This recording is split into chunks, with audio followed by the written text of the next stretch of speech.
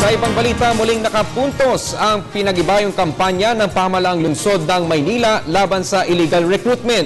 Ito'y matapos na masakote ang 4 na empleyado ng isang ahensya sa Ermita, Maynila. Si Noel Perfecto para sa detalye. 4 na illegal recruiters ang maharap ngayon sa kasong syndicated staffa matapos na maaresto ang mga ito sa kanilang tanggapan sa Bocobo Street, Ermita, Manila ngayong araw na ito.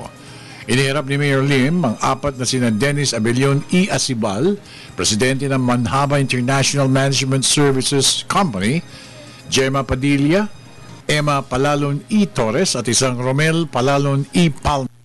Ayon kay Lim, ang 4 ay dinakip sa kanilang opisina base sa warrants of arrest na ipinalabas ng korte matapos na magreklamong 800 mga complainants na kinunan ng libo-libong documentation fees para sa kanilang pagtrabaho abroad. Dahil sa reklamo ninyo, naniniwala naman kami, arrestuin ito. Pero pati yung ina o yung ama, basta matuntun natin, papa-arresto natin. O kaya yung sinasabi nila na isosoli, hindi isosoli yan, hindi na-arresto yan, hindi natitinanda. Inatasan rin ni Lim si MPD Chief Alex Gutierrez na hanapin at dakpin ang 2 opisyales pa ng naturang recruitment agency na nakilalang sina Conchita Abelion Palisok at Alfredo Fernandez Palisok. Kasong walang piyansa ang isasampa laban sa mga illegal recruiters. Para sa Telebisyon ng Bayan, ako naman si Noel Perfecto.